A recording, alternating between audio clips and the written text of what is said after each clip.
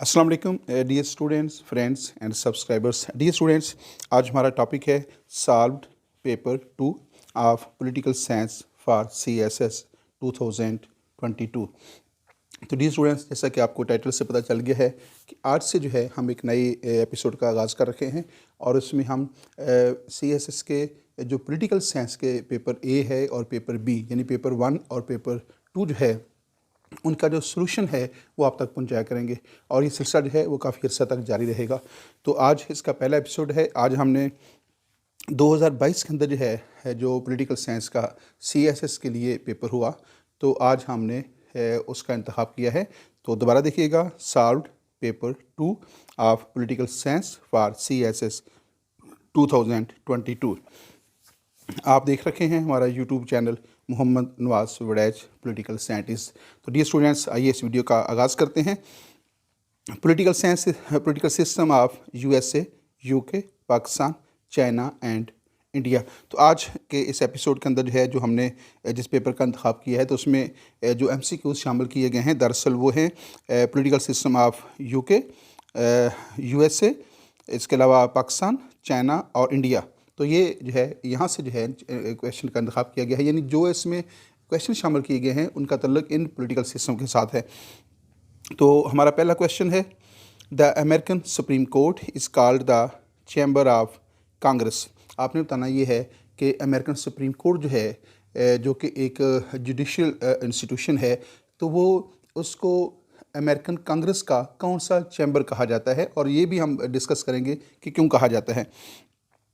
आइए देखते हैं, the American supreme court is called the space से आगे चैम्बर ऑफ कांग्रेस। तो अमेरिकन कांग्रेस जो है उसके वो चूँकि बाई कैमरल है तो उसका जो लोअर चैम्बर है वो हाउस ऑफ रिप्रेजेंटेटिव्स कहलाता है और उसका जो अपर हाउस है वो सेनेट कहलाता है। लेकिन इसके अलावा जो अमेरिकन सुप्रीम कोर्ट है एक ख़ास सुप्रीम कोर्ट के इख्तियार की वजह से उसको भी इसके साथ अटैच कर दिया जाता है, जिसकी वजह से अमेरिकन सुप्रीम कोर्ट जो है that is called the third chamber of American Congress. दोबारा सुनिएगा, American supreme court is called the space chamber of Congress, first, second, third, fourth. The correct answer is third chamber of American Congress. तो American supreme court को कांग्रेस का third chamber, supreme court का जो खुसूसी इख्तियार है जिसको जुडिशियल रिव्यू कहा जाता है, उस वजह से जो है अमेरिकन सुप्रीम कोर्ट को कांग्रेस का थर्ड चैम्बर कहा जाता है। फर्स्ट चैम्बर जो है वो हाउस ऑफ रिप्रेजेंटेटिव्स है, सेकंड चैम्बर सेनेट है और जो अमेरिकन सुप्रीम कोर्ट को जो जुडिशियल रिव्यू की अथॉरिटी हासिल है उस वजह से अमेरिकन सुप्रीम कोर्ट को third chamber of American Congress भी कहा जाता है। डियर स्टूडेंट्स, इस एपिसोड के अंदर जो है हम जहाँ पे उन क्वेश्चन को सॉल्व करेंगे, साथ हम मुख्तसर तौर पे उनका जायज़ा भी लेंगे। नेक्स्ट क्वेश्चन है, regionally total number of states of USA was. America जो है जो कि 1789 को जो है कैम हुआ, उसका वजूद अमल में आया, तो उस वक्त जो है अमेरिकन जो फेडरेशन है उसकी कितनी स्टेट्स थी। इस वक्त अमेरिकन जो फेडरेशन है उसकी जो टोटल स्टेट्स हैं वो 50 हैं ओरिजिनली। तो total number of states of USA was 13, 18, 20 और 15। The correct answer is 13। 1789 को जो है जब यूनाइटेड स्टेट्स ऑफ अमेरिका का क़याम अमल में आया तो उस वक्त जो अमेरिका था यानी फेडरेशन ऑफ अमेरिका जो थी उसकी जो मेंबर स्टेट्स थी, जो फेडरेटिंग यूनिट्स थे उसके, उनकी तादाद जो है वो 13 थी। नेक्स्ट क्वेश्चन की तरफ चलते हैं। Who was the mover of the resolution, Lahore resolution of 1940। Who was the mover of the Lahore resolution of 1940। इस क्वेश्चन का तल्लुक पाकिस्तान मूवमेंट के साथ है और आपने बताना यह है कि 1940 को जो है जो पाकिस्तान रेजोल्यूशन पेश की गई वो किसने पेश की थी। 3 ऑप्शन दिए गए हैं। फर्स्ट ऑप्शन है चौधरी मोहम्मद अली, AK फजल हक, लियाकत अली ख़ान और नाना फदीस। इसमें जो करेक्ट आंसर है वो है AK फजल हक। शेर बंगाल चौधरी फजल हक जो थे उन्होंने 1940 को जो है पाकिस्तान रेजोल्यूशन जो है, लाहौर रेजोल्यूशन जो है जिसको बाद में पाकिस्तान रेजोल्यूशन का नाम दिया गया था, वो पेश की थी। तो इसमें करेक्ट आंसर है AK फजल हक, जिनको शेर बंगाल भी कहा जाता है और मौलवी फजल हक भी जो है कहा जाता है। नेक्स्ट क्वेश्चन है, dear students, the objectives resolution was adopted in 19 1947, 1949, 1951, none of these. The correct answer is 1949. तो ऑब्जेक्टिव रेजोल्यूशन जो है इसका तल्लुक भी पाकिस्तान के पॉलिटिकल सिस्टम के साथ है। 1949 को जो है ये ऑब्जेक्टिव रेजोल्यूशन पास की गई थी। बेसिकली ये है मार्च 12, तो मार्च 12 1949 को जो है ऑब्जेक्टिव रेजोल्यूशन जो है ये मंजूर हुई, और वज़ीर-ए-आज़म उस वक्त लियाक़त अली ख़ान थे जिनके दौरे हुकूमत में जो है ऑब्जेक्टिव रेजोल्यूशन जो करारदाद मुक़ासद कहलाती है उसको मंजूर किया गया था। आइए देखते हैं next question. The quorum of House of Commons is, तो dear students House of Commons जो है उसका कोरम कितना है? 20 members, 30 members, 40 members, none of these. The correct answer is 40 members. The quorum of House of Commons, House of Commons क्या है? The lower chamber of the British Parliament is called House of Commons and upper chamber of the British Parliament is called House of Lords. तो आपने बताना ये है कि जो house of Commons है which is the lower chamber of British parliament उसका quorum कितना है? तो the correct answer is 40 members. The quorum of the House of Commons is 40 members. तो नेक्स्ट क्वेश्चन की तरफ चलते हैं। USA Constitution consists of articles 7, 15, 20, none of these. The correct answer is 7. USA Constitution जो है that is consisted of only 7 articles, और इस एतबार से जो है ये दुनिया का सबसे मुख्तसर आइन जो है वो कहलाता है। USA Constitution consists of 7 articles, इसमें सिर्फ 7 आर्टिकल्स हैं, और इसके साथ जो है अब तक इसमें 27 जो है अमेंडमेंट्स भी हो चुकी हैं। तो अपने आर्टिकल्स की तादाद के अतबार से जो है यूएनओ का जो कॉन्स्टिट्यूशन है that is considered the shortest constitution of the world.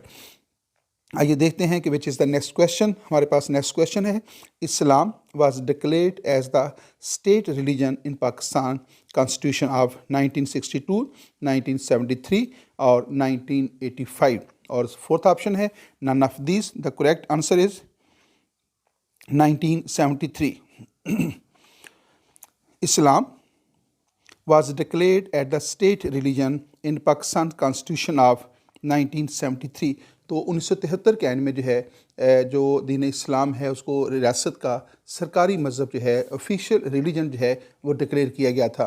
तो 1956 और 1962 का जो आइन है उसमें इसका जिक्र नहीं है, और 1985 जो है उसमें कॉन्स्टिट्यूशन तो नहीं बना था, लेकिन 1973 का जो कॉन्स्टिट्यूशन है उसमें क्या किया गया था, उसमें 8th अमेंडमेंट की गई थी जो कि बहुत मशहूर अमेंडमेंट है पाकिस्तानी कॉन्स्टिट्यूशन में। बहरहाल इसका जो दुरुस्त जवाब है वो है Islam was declared as the state religion in Pakistan constitution of 1973। और देखते हैं कि which is the next question. Who is the author of the book friends not masters? Ayub Khan, Altaf Gohar, Sharifuddin Pirzada और हेलन बलीथो।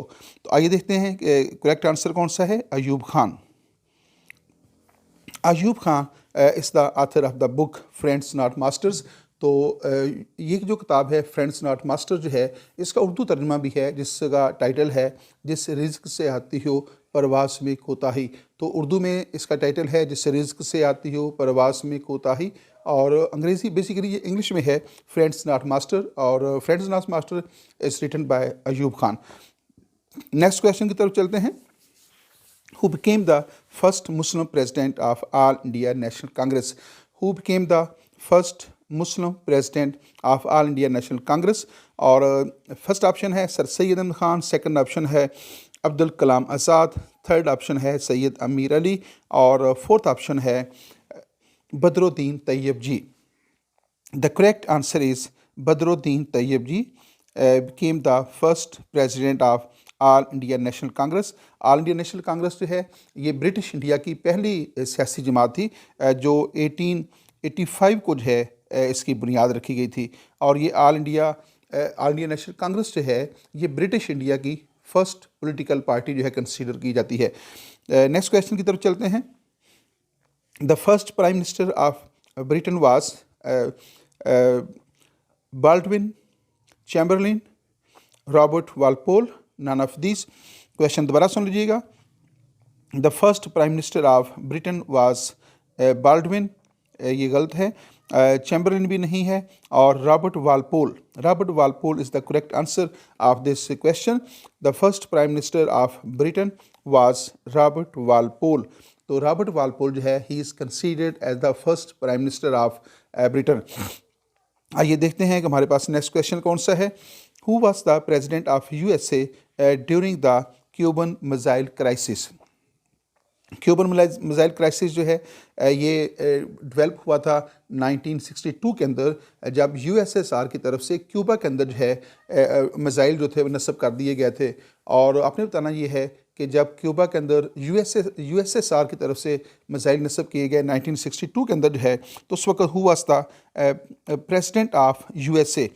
चार ऑप्शन दिए गए हैं इसमें, रिचर्ड निक्सन, JF कैनेडी और आइजनहावर, और फोर्थ ऑप्शन है none of this. The correct answer is JF Kennedy. JF Kennedy was the president of USA at the time of the Cuban missile crisis of 1962। तो 1962 को जो है, जब USSR की तरफ से क्यूबा के अंदर जो है मिसाइल जो थे नस्ब किए गए थे, जिनका रुख जो है वो USA की तरफ था, तो उस वक्त जो अमेरिकन प्रेसिडेंट थे उसका नाम था JF कैनेडी। और नेक्स्ट क्वेश्चन की तरफ चलते हैं। Who was the prime minister of India during the 1971 crisis. The first option is Lal Bahadur Shastri, second option है इंदिरा गांधी, थर्ड ऑप्शन है जाकिर हुसैन, और फोर्थ ऑप्शन है none of these. The correct option is Indira Gandhi. Who was the Prime Minister of India during the 1971 crisis. जो 1971 को जो है पाकिस्तान के अंदर जो क्राइसिस पैदा हुआ, और उस क्राइसिस के नतीजे में पाकिस्तान का एक सूबा जो ईस्ट बंगाल था या ईस्ट पाकिस्तान था, वो पाकिस्तान से अलग होकर जो है वो बांग्लादेश बन गया था। और उसके वक्त जो है उसमें चूँकि इंडिया की इन्वायरमेंट भी थी, हमारी अपनी बहुत सारी गलतियाँ थी, लेकिन इंडिया की इन्वायरमेंट भी थी। तो उस वक्त इंडिया का प्राइम मिनिस्टर कौन था, तो उसमें था इंदिरा गांधी जो है, she was the prime minister of India at the time of the crisis of 1971, जिसके नतीजे में जो है ईस्ट पाकिस्तान जो है सेपरेट होकर बांग्लादेश जो था वो बन गया था। और नेक्स्ट क्वेश्चन देखते हैं कौन सा है हमारे पास। नेक्स्ट क्वेश्चन है, dear students, China became the communist state under the Mao Tsetung in the year 1948, 1949, 1947, none of these. China became the communist state under the Mao Zedong command in the year 1949. The correct answer is 1949 को जो है China जो है वो एक communist state जो था वो डिक्लेयर हुआ था, और वो माओ सेतुंग की क़यादत में जो है चाइना ने ये स्टेटस हासिल किया था। China became a communist state under the Mao Tsetung in the year of 1949। और नेक्स्ट क्वेश्चन की तरफ चलते हैं। हमारे पास नेक्स्ट क्वेश्चन है, who wrote the book last days of British Raj in India. Who wrote the book the last days of British Raj in India. इस किताब का राइटर कौन है? Mosley Leonard, Bob Wolvert, Stanley Wolpert, none of these. The correct answer is Mosley Leonard. Mosley Leonard was the writer of the book Last Days of British Raj in India. आइए देखते हैं which is the next question. The next question is, Statue of Liberty was given to USA by Britain, France, Canada and Italy. आपने बताना ये है कि जो America का जो मुजस्समा आज़ादी है, Statue of Liberty was given to USA. तो USA को जो है वो Statue of Liberty जो है, जिसको आज़ादी का मुजस्समा कहा जाता है, वो किसकी तरफ से, किस रियासत की तरफ से वो गिफ्ट मिला था? Statue of Liberty was given to USA by Britain, France, Canada, Italy. The correct answer is France. Statue of Liberty was given to USA by France. और देखते हैं हमारे पास नेक्स्ट क्वेश्चन कौन सा है। Demarcating constituencies for the election of the members of the Congress is known as lobbying, gerrymandering, snap elections, none of these. Dear students, question दोबारा सुन लीजिएगा। Demarcating constituencies for the election of the members of the Congress. Congress क्या है? The American legislature. The name of the American legislature is Congress. और Congress जो है bicameral है, lower house इसका हाउस ऑफ रिप्रेजेंटेटिव्स कहलाता है और अपर हाउस है वो उसका जो है वो सेनेट कहलाता है। और मैं आपको ये भी बता दूं कि जो लोअर हाउस है, lower house is elected for the term of 2 years and upper house is elected for the term of 6 years. तो लेकिन यहाँ क्वेश्चन ये है, demarcation of the constituencies for the election of members of the Congress is known as gerrymandering। Dear student, ये गैरीमेंडरिंग है, इसको बास जगहों के ऊपर जो है जेरीमेंडरिंग भी लिखा होता है, लेकिन ये गैरीमेंडरिंग जो है वो बोला जाता है। आइए देखते हैं कि नेक्स्ट क्वेश्चन क्या है हमारे पास। नेक्स्ट क्वेश्चन है, the first American president was Abraham Lincoln, George Washington, James Madison and none of this. The correct answer is George Washington. George Washington was the first American president. तो first American president कौन है? George Washington. और next question है, the terms tenure of USA president was fixed in. तो जब 1918, dear student बहुत दिलचस्प है, मुख्तर तौर पे मैं जिक्र करूँगा, 1789 को जो है जब अमेरिकन कॉन्स्टिट्यूशन जो है वो फ्रेम किया गया, तो उस वक्त अमेरिकन प्रेसिडेंट की एक टर्म जो है वो 4 साल फिक्स की गई थी, लेकिन वो कितनी बार इलेक्शन में हिस्सा ले सकता है इसका जिक्र नहीं किया गया था। तो बाद में इसको जो है फिक्स किया गया था। तो आपने बताना ये है, the term tenure of USA president was fixed इन 1749, 1848, 1948 और 1951। The correct answer is 1951। 1951 को जो है अमेरिकन आइन के अंदर जो है बाकायदा तौर पे अमेंडमेंट की गई और उस अमेंडमेंट के ज़रिए पाबंदी लगा दी गई कि आइंदा कोई भी शख्स जो है 2 बार से ज़्यादा अमेरिका का प्रेसिडेंट नहीं बनेगा। और नेक्स्ट क्वेश्चन की तरफ चलते हैं। हमारे पास नेक्स्ट क्वेश्चन है, dear students, the tenure of the American Senate is. American Senate जो है which is the upper house of the American Congress. तो आपने बताना है कि उसकी टेन्योर कितनी है, 5 ईयर्स, 4 ईयर्स, 6 ईयर्स और none of this. The correct answer is 6 years. American Senate जो है उसकी टेन्योर जो है वो 6 ईयर्स है। बेसिकली अमेरिकन सेनेट जो है वो एक परमानेंट हाउस है और the members of the American Senate are elected for the term of 6 years. तो यूँ इस बात को होना चाहिए था। बहरहाल जो क्वेश्चन CSS के इस पेपर में दिया गया है उसी के मुताबिक जो है यहाँ पे आपको बयान किया गया है। The tenure of the American Senate is 5 years, 4 years, 6 year. तो 6 ईयर है, लेकिन एक्चुअली जो है इसको यूँ होना चाहिए था, द परमानेंट सेनेट जो है वो एक परमानेंट हाउस है और उसके जो मेंबर्स होते हैं they are elected for the term of 6 years. और नेक्स्ट क्वेश्चन की तरफ चलते हैं। Magna Carta was signed in 1215, 1629, 1688 and none of these. The correct answer is 1215।